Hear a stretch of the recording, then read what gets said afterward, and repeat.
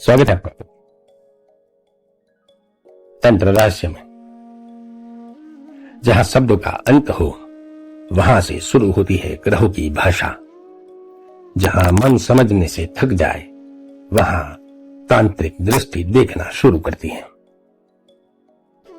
जहां कुंडली के योग से फ्यूचर नहीं, आपके कर्मों के पाप भी बयां करते हैं। यह है तंत्र रहस्य, ग्रहों के गुथे हुए पाप। जहां हर एपिसोड एक घूमती हुई सुदर्शन चक्र है। कभी चुनौती, कभी चक्र, कभी छाया तो कभी चेतना के रूप में सामने आती हैं।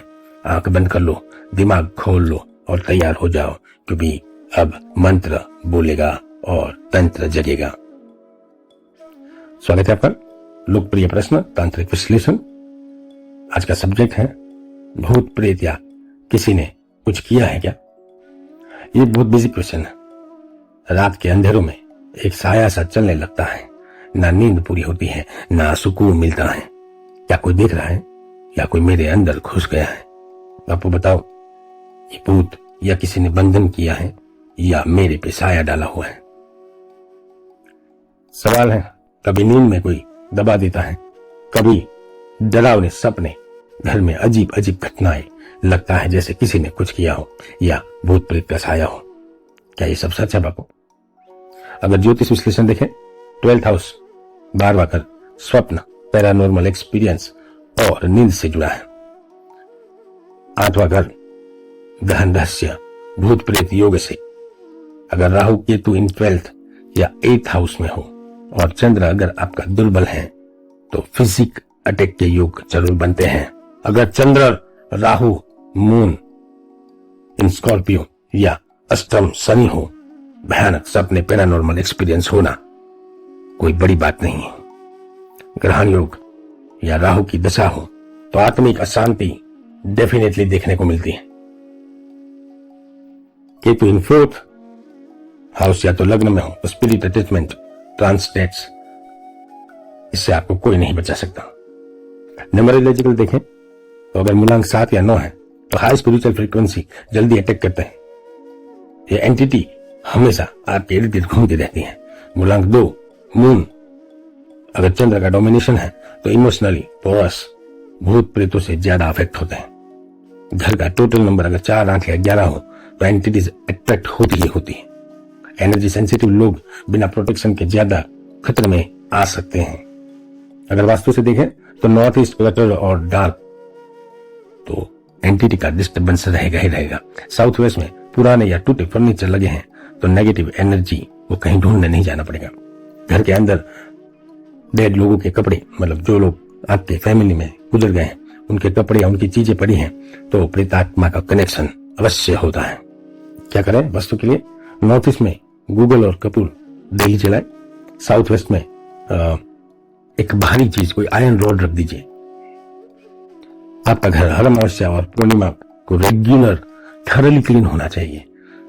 सादा क्लीनिंग तो हर रोज होता है, पर थरली क्लीन होना चाहिए। प्रेत निवारण प्रयोग, 7 लौंग लीजिए, एक कपूर लीजिए, एक काला कपड़ा लीजिए, नाम लेके 7 बार घुमाकर अपने पूरे घर में से घुमाइए और हर एक व्यक्ति के सिर पर से घुमाइए। ओम क्रीम कालिकाय नमः 108 बार बोलिए और इसे चौराहे पे रख दीजिए। अरीसा जो होता है आपका घर का मिरर, उससे प्रोटेक्शन कैसे पाए?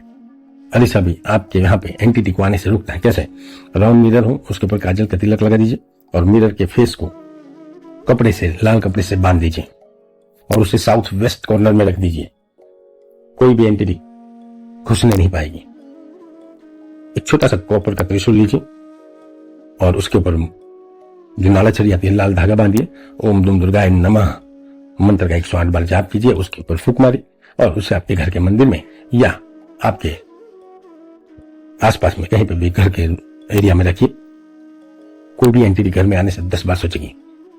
मेरी सोच क्या है? भूत प्रेत वही पकड़ते हैं जिनके अंदर भय और शून्य हो। तंत्र के साधक को कोई छू भी नहीं सकता, क्योंकि उसका मन मंत्र बन जाता है और वाणी वज्र। संकल्प लेते हैं, मैं अपने घर और शरीर को ये सब एंटिटी से मुक्त रखूंगा। मेरा मन रक्षित है और वचन कवच है। चलते फिरते बोलने लायक मंत्र है, ओम आप द्वारका हनुमते नमः, ओम आपदुद्धार का हनुमते नमः रोज बोलिए। जो अंधेरा तुझे घूरता है उसे आंख मिला, तू भय का भोजन नहीं तंत्र का साधक है। भूत प्रेतों का काल भी तुझे देखकर भटक जाए, बस याद रख मंत्र और विश्वास दोनों हमेशा हाथ में रख चलना और उसी से तू आगे बढ़ सकता है। मेरे जो वचन है वो सुनो, और आज आपने जो सुना है वो कहानी नहीं, आपका भूला गया सच है। जो झेला वो ग्रहों का खेल था या किसी पूर्वज का पाप।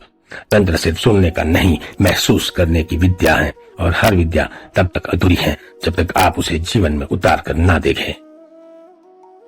मेरे उपाय से जो चलेगा दुनिया उसके कदमों में झुकेगी। मेरी भक्ति, मेरे गुरु की शक्ति, एको अहम द्वितीयो नास्ति, ना भूतो ना भविष्य।